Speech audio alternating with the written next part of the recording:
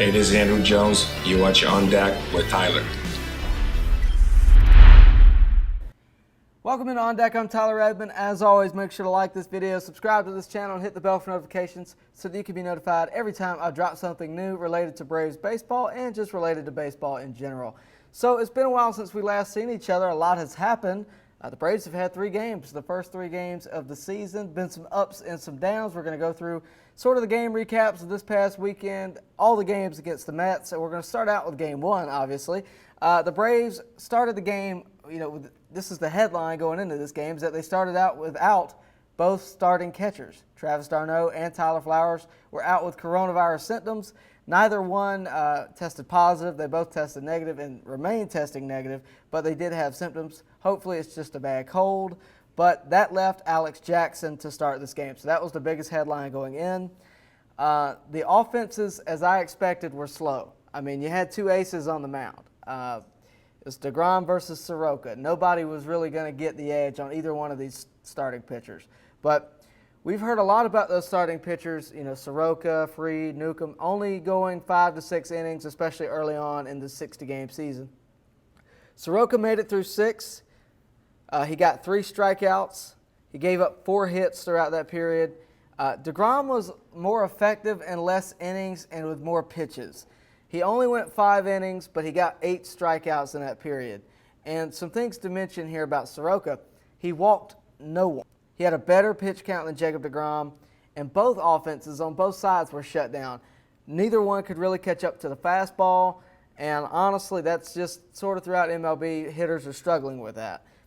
Chris Martin wouldn't be as lucky as Soroka was. He came in for 1 inning. He gave up the only run of the game to Yoenis Cespedes. That would let the Mets take it home 1-0 on opening day. The offense was quiet for the Braves, but I got to talk about Ender Inciarte. And he showed his value to the Braves on Game 1. He easily saved at least 1 run, probably 2 or 3. And his defense is so beneficial to the Braves. Snitker gave him all the praise in the world after the game. And saving runs this season is almost it's just as important as getting runs this season. He made 2 great catches in this game, and he robbed the homer like I'm sure you all saw in the highlight reel. I know that you were all worried about the Braves' offense throughout this game. I was. We didn't see a lot of it. I was worried how long is it going to take for these guys to click in, and they look just behind the fastball. Acuna especially just really looked behind the fastball, but he's not alone. The Braves are not alone in that regard. Again, it's all over MLB. Teams are there wasn't really a spring training. I mean, honestly, now teams are seeing live pitches, they're seeing more pitches, things are getting back into gear. But that first game, the Braves obviously struggled with it. But can't give enough praise to Soroka. He pitched a gem against Jacob DeGrom, and if he pitches like that, we're in for a lot of wins this year. And another thing with the Braves offense, I didn't see the Mets stringing a lot of hits together. They had the 1 bloop shot for Yoenis Cespedes off of Chris Martin, and frankly, it was a 1-0 game. Anything could have happened, and we're lucky that we're just not used to that happening a lot. We're not used to the Braves offense just being shut down like that. We're lucky that that doesn't happen very often. And I saw a lot of people upset about this on Facebook, Twitter, my comment section, all those. And we're lucky that doesn't happen very often. We're lucky that we're able to get mad about those 1 game here and there. That's okay that it happens every now and then. I understand in a 60-game season we're going to be a little bit more rushed, but nonetheless, we're lucky that doesn't happen. So again, the Mets took Game 1, 1-0, and the problem with the being late on the fastball, that carried in a little bit to Game 2. It will be Fried versus Matz for the Mets. Fried would make it through 5 innings, and he really kept the other side quiet. He really kept the Mets offense quiet. He only gave up 2 hits and a walk. So he also had 5 strikeouts. Both offenses were still quiet throughout most of this game. The only run on either side through 5 innings was Adam Duvall taking it deep to right field. For the first 2 games, the only 2 runs here are home runs, and they're solo shots. So there's not a lot of hits being strung together. But the Mets would eventually score a couple of runs off of a double and a triple. That combo coming from Michael Conforto and Ahmed Rosario. The next inning, the Braves are obviously down 2-1. Marcell Ozuna at the plate. It is the top of the 9th. 2 balls, 2 strikes, and 2 outs. So he takes a deep descent into extras. things got a little bit dicey after that. The Braves had a 1-run lead, and they bring in Luke Jackson. And I like Luke Jackson, but I think we can all agree that we're scratching our heads here. Why Luke Jackson in the spot? You've already lost 1 game to the Mets. You don't need to lose 2. And he's very unpredictable when he steps on the mound out of the bullpen. It's just a true statement. Regardless, he got through the 9th without giving up a run. So because it's extras and the new rule in the 10th inning, Duvall would start on second.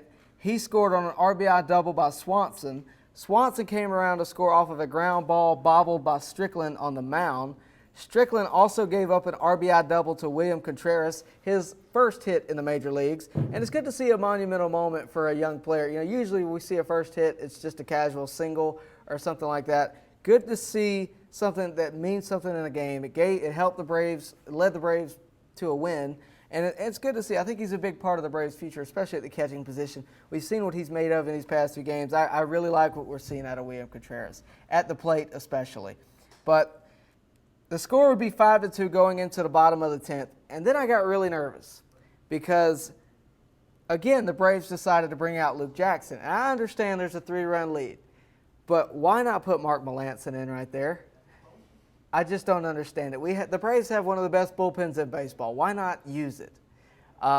Regardless, I was unsure about it because of how unpredictable Luke Jackson is in relief. And now we're bringing him in for 2 innings, plus a runner starts on second and extras, and we're already giving him pressure. I was a little bit confused about it, if I'm being honest. But I just wonder, why are we doing this? What are we testing? And why not put Melancon in to finish off the night quickly? At one point, the tying run was at the plate in the 10th inning. Just think about that for a second. The runner on second would eventually come around to score. That is not technically an earned run on Jackson. So at the end of the day, credit to Luke. He didn't really give up a run anywhere, but the Braves won it 5-3. I think depending on how successful the Braves are this season, if they go to a National League title, if they, whatever the case may be, we're going to look back on this game, specifically Marcell Ozuna's home run, as the moment the offense opened up for the Atlanta Braves. Especially if last night's game was any indication. Game 3, Nukem versus Porcello. This is where a lot of questions were before this game. How will Nukem fare in the starting rotation? Will he be able to adapt? He made it through 3 1/3 innings. I don't think the Braves wanted to push him too hard. He was struggling to find a spot here and there. And he just didn't seem to be attacking the zone. He eventually gave up 3 hits, 2 walks, and 1 earned run, but he did get a strikeout. After that, Julius Chassin would come in, and I was actually really curious what we were going to see out of Chassin. A lot of people have looked to his ERA as a detriment to him, which is fair, but I was curious what we were going to see out of him. He's a veteran. He knows what he's doing on the mound. And he's been around a long time. He knows his stuff. So I was curious what we were going to see. And I like what we saw. We got 3 innings out of him out of the bullpen. He only gave up 1 hit, 1 walk, and 3 2/3 innings of work. Tyler Matzik and Grant Dayton would come in, both giving up a hit and both getting 2 strikeouts to finish off the game. But the pitching isn't the story in this game. I think that's fairly easy to say. The story is that the bats were finally awakened in Atlanta. Everybody was worried about the offense after the Braves struggled to hit the fastballs in the first couple of regular season games. By all accounts, Dansby Swanson led the charge here. He had 5 RBIs. That is tied for a career high for Swanson. He also hit a homer, one of the 4 hit by the Braves in this game.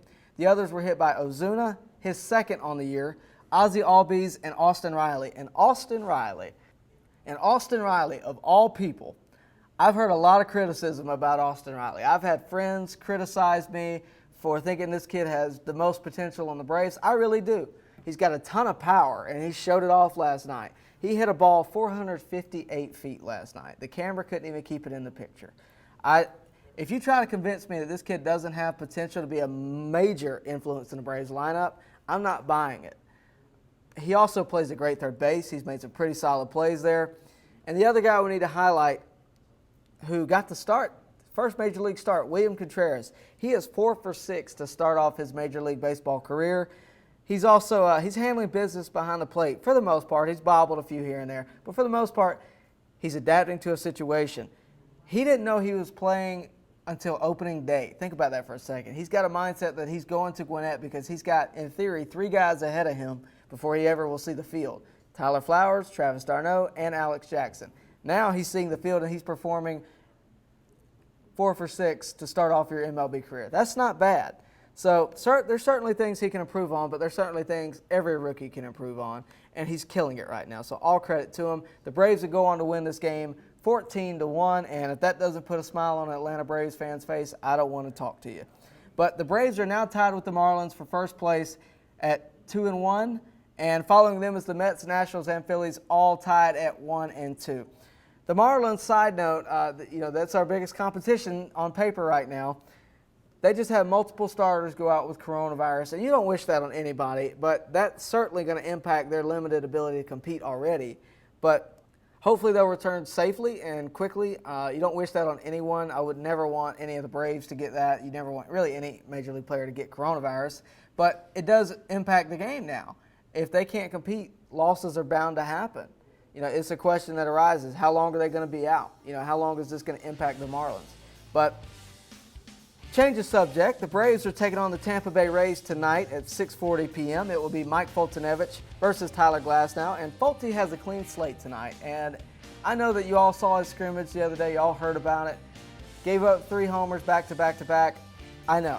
We'll see what he does tonight. I have faith in Foltynewicz. I know he's got the stuff. We just got to see it.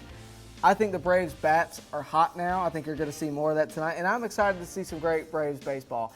And that's all I got here for today, but tune in tonight, 6:40 p.m., Foltynewicz versus Glasnow, Braves versus Tampa Bay Rays, and I'll see you next time on deck. Make sure to like this video, subscribe to this channel, and hit the bell for notifications so that you can be notified every time I drop something new. Also, you can follow me on social media, Tyler Redmond at BubblegumJesus. That is on Twitter and Instagram. That's all I got here. I'll see you tonight on deck.